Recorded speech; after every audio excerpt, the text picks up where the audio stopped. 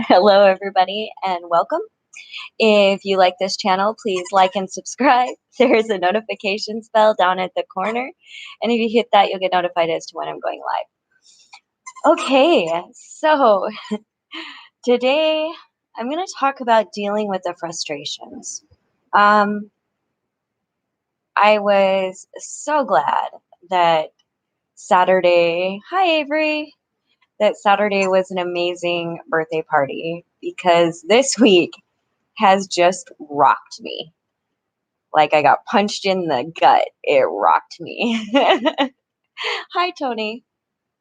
So it's been, and I had done a vlog earlier. I think it was on Tuesday night, when I was still extremely ramped up and upset about a forum I'd gone to, where a bunch of hate had gotten spread and it was just ridiculous. I ended up yelling through some of it. I could barely hold myself, but hey, I didn't get kicked out. So rockin'. Hi, Budaman. And so it was rough. And then Kia ora, Wadi. And so today, and even in all of that, I still got Shauna her cell phone and, tried to make contact with Sarah and Anthony. And if you watched my previous vlog, I talked about the community was really hard, like coming down on this unhoused couple that had one tent, an extremely clean encampment up off of a trail. And I'd gone out there, clean encampment. So I wake up this morning and there's a message from Sarah that there was a parks official, several police officers, and a dump truck, and they were giving them half an hour to get out. And I laughed. I mean, not in humor, but it was just like, are you serious? Are you serious? Just in the resources that they pulled right there, they could have housed them. They could have acted with compassion. It just absolutely blew my mind that the community acted in this manner. And hi, Megan. So I was pretty ramped up and sent off a couple emails and let the ACLU know. I believe it's also beyond human rights abuses, it's a financial abuse. As an outreach worker, as someone that connects people in the homeless sphere, to see the funds that we desperately need go towards human rights abuses is frustrating. And it just got to me. It felt like so futile that they would be doing this to people. I couldn't even, it was hard to wrap my mind around. And what it was is they said there was a private citizen as well. And what it was is these, and it's a well-to-do neighborhood. And these people are so hateful. And I'm not going to say all of them. There was a woman, and I think she just didn't understand, and I think that's some of the case. But some of these men, especially, are vile and vicious, and it just was so astounding. And Sarah's like, "No, it's okay, we go through it." And I was like, "Have you found a place? Anything?" "No, not yet. Um, we're not gonna be able to, put out applications today." Yeah, yup. And so that was really rough. It was. And not I mean, it's much rougher on them. It's just rough when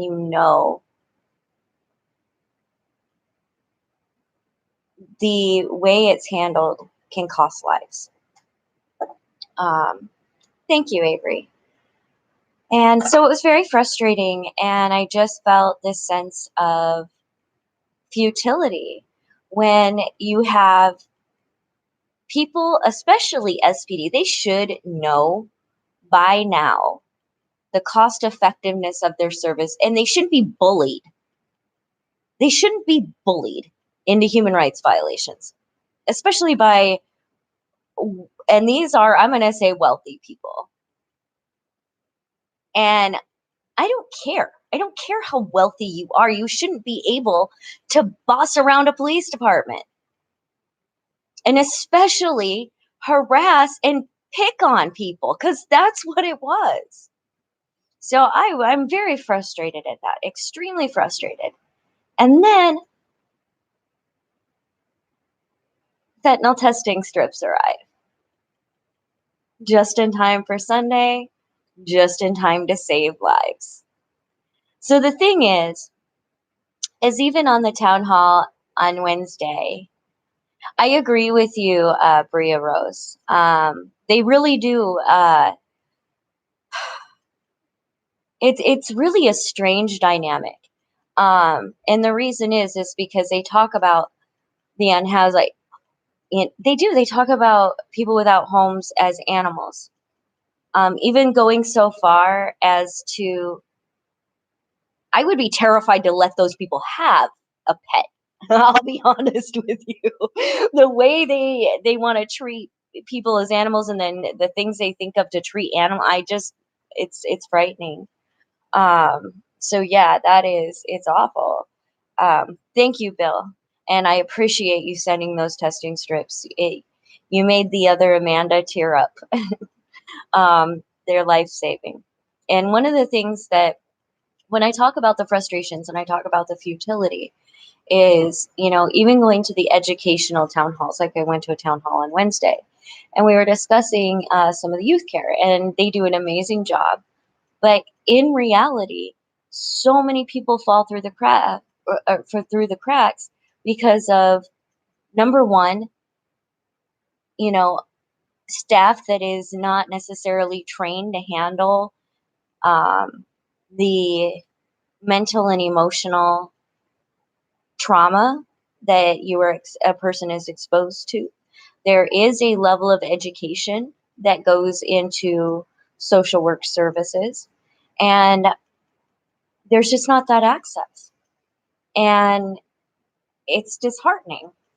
And it's disheartening when the same people that will use however many police officer and a parks official and a dump truck that is not needed. When I went there, they had one bag. My garbage at home was fuller than the bag they had hanging on the branch. And I'm not gross. And neither are anybody. Like, stop it with that. I mean, it was just so frustrating. The services and the money that was spent this morning to literally hurt people. And it was in my community. These are my neighbors. And they would never, ever suggest that for me, because I'm housed now. And what changed? My hair is cleaner. My breath smells a little better.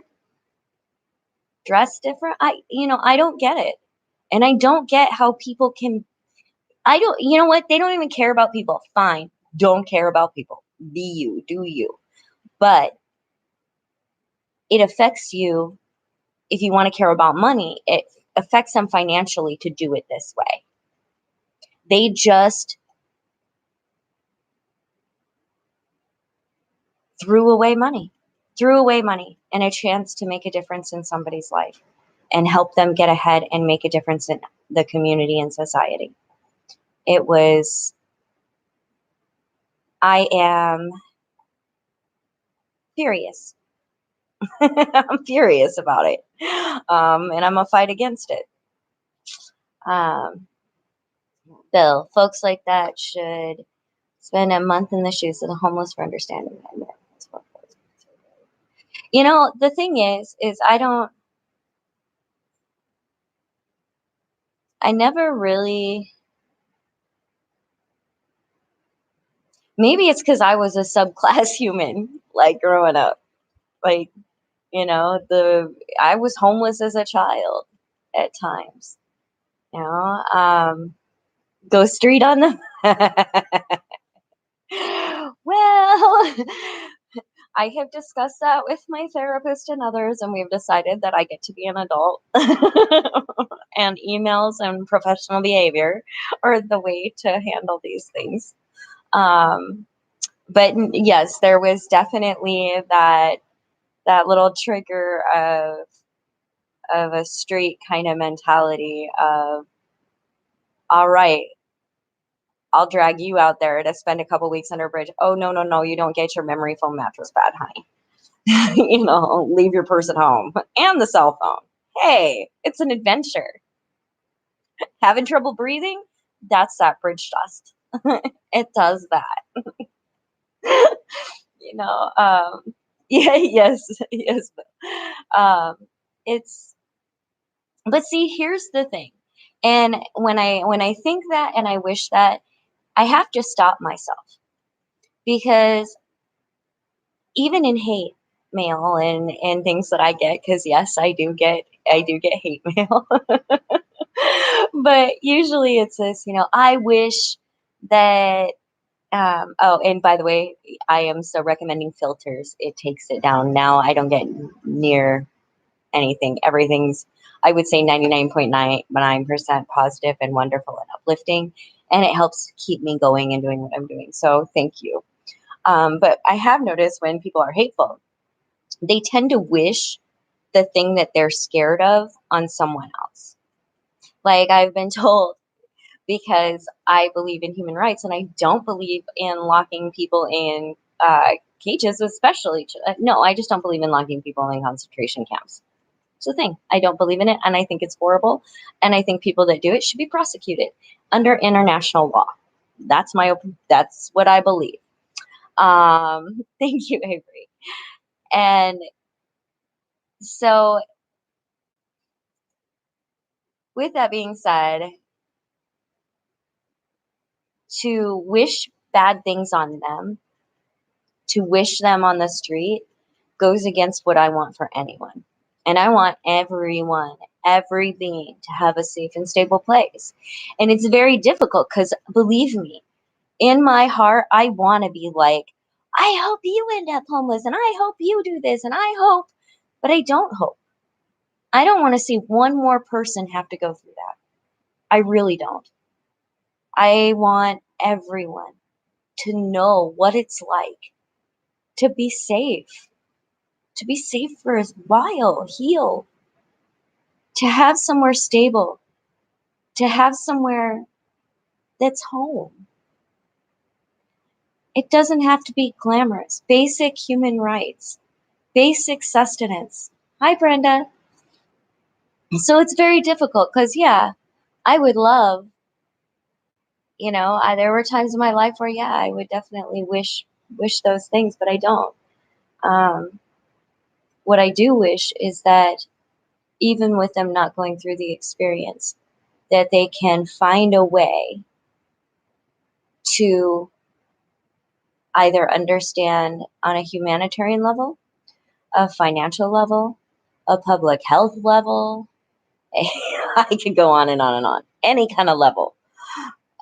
Well, yes, I would love them to go voluntarily through it for understanding, but I will tell you, those are not the kind of people that do. They, from what I've noticed, especially, there's like a group of them, and it's like this West Seattle Connection group that I had joined. It's called West Seattle Connection, and they there was a lot of kind people there, but there's this group of men especially that are just elitist and talk about attacking the unhoused. Like one was there was mentioned that in the encampment there was an older pit bull. So the guy's like, you bring two with you. Like he wanted to what, start a dog fight? Attack the other dog? Like, but this is the attitude that's, even if they say it off the top of their head, this is the stuff that they vote for. These are the things that they believe. These people are the ones that will spend 4 hours calling the police department because they know they can get a response because they can force them to do whatever they want. And that's why they call themselves powerful, because to them that's power. Using fear, using themselves to crush others. So, if I wish anything, I wish them to have just basic human rights, the most basic. So that's what I wish. Um, Good evening, Trevor. So that was going on, and then I was going to take Cheryl, who I'd met over in Baby Jungle, and take her for coffee, but she had canceled at the last minute. And hi, Akshay. Um, she canceled last minute, and honestly was really grateful because I am flat out exhausted and emotional about this. But here's also where I'm at. Good wins. No matter, it's not political. Good wins. And I know what it is. I know what good is. And so I have to keep fighting for that. And in fighting doesn't mean literal fighting. It means using my resources and my time and my energy to do the best I can. Um, my soul is happy. My emotions go up and down. It's a thing. They used to call it, I think, manic depression. Now it's bipolar. But I'm also very honest about that as well. Um, I do have to take care of myself, and I do have to say I could do a better job. Um, but I also feel that it's down to the wire. Things are very dangerous and scary out there. And I know that I have the strength to go and do the things that, like when we went up to that other encampment and two grown men, one over 6 feet tall, stood behind while I looked at them like they were crazy and walked up to the encampment because they were terrified. Sorry. It was ridiculous. um, oh, hi, Dr. Nina. So it's just, I I believe we're going to win. I believe that in the end, everyone will understand that everything is connected. If I didn't go to the town hall, people wouldn't have found out about Amanda's organization, Seattle Harm Reduction Coalition. You know, there are things that we can do even when I don't have tons of supplies to hand out or whatever. I feel like it's necessary for my time to be given. Um, and so even if and sometimes, I'll be honest, sometimes that in itself is some sort of self care because like at times, there is this feeling of really making a difference. Other times, there's a feeling of futility. And the feelings of futility today came from knowing that these people have literally a bag of wealth behind them, able to just make people's lives miserable while we're trying to make people's lives better. And that they believe that their time and money is spent better by doing this. It's almost like somebody walking behind you while you are planting your garden, telling you, hey, no, don't do it that way. They're not doing it. They're not doing or taking your tools. It's unhelpful. And it makes it very, very difficult when they're literally just stomping on people and they have the funds and the time to do it. And well, I got time. So, I guess. Imagine the outcry when 200 asylum seekers arrive in a week in Parliament with, while many complain over 1,000 volunteered to help provide needs. I agree, Bill. I did talk with Sarah and Anthony after it happened. I called Sarah and I was just, I honestly think I was way, way more furious than she was.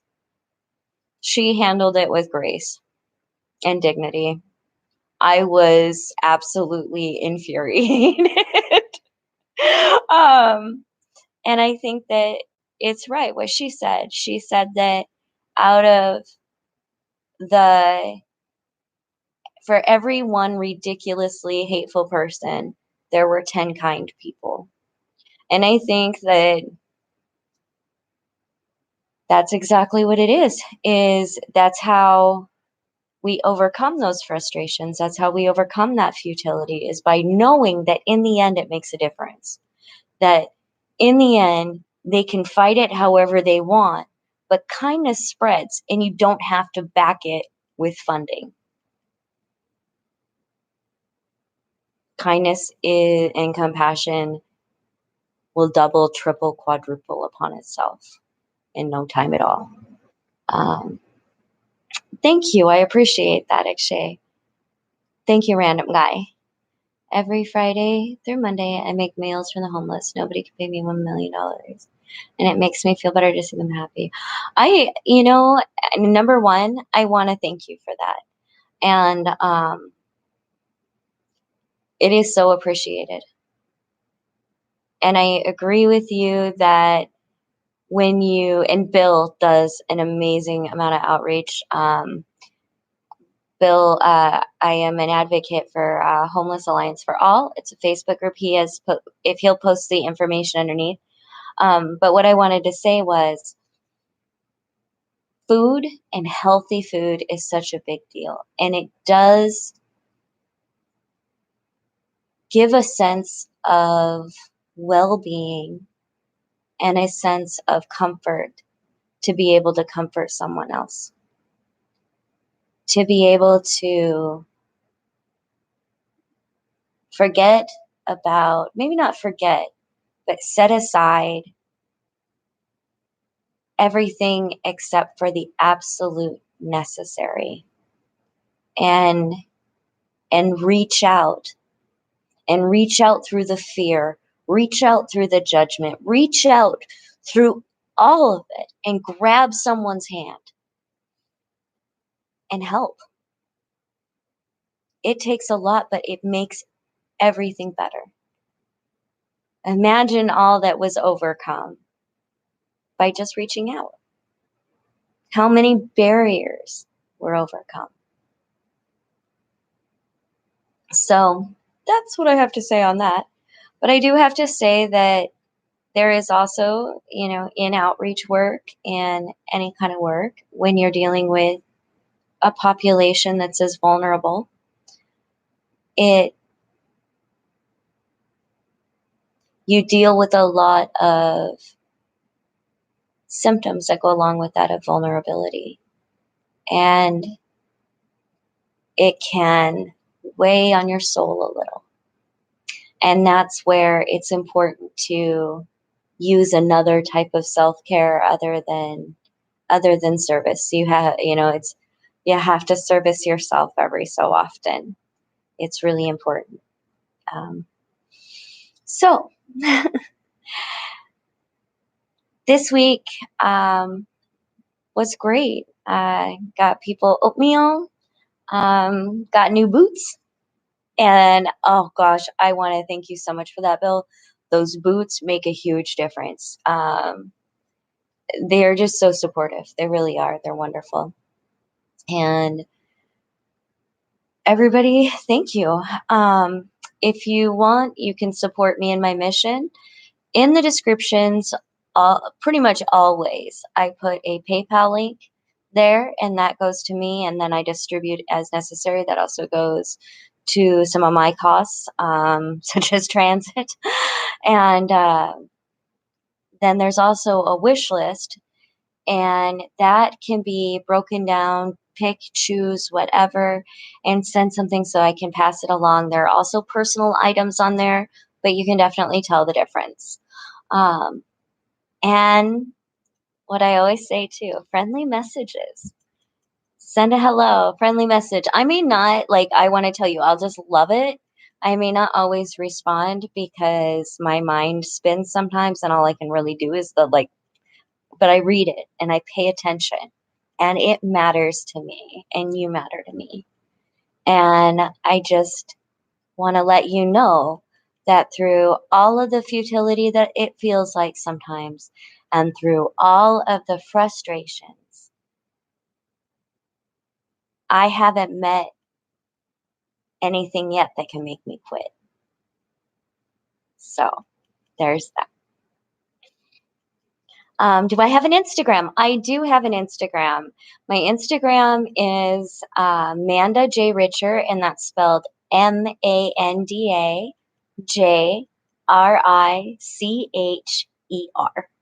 And I will actually, uh, I will type it in here. And actually, that's great too, because with the Instagram, a lot of times I won't come on and do like a live vlog, so you won't be able to see what I'm doing out in the world. Whereas my Instagram feed kind of gives you a better idea of where I'm at with that. Da, da, da, there. All right. You guys have a wonderful, wonderful evening, and I will talk to you later. Bye.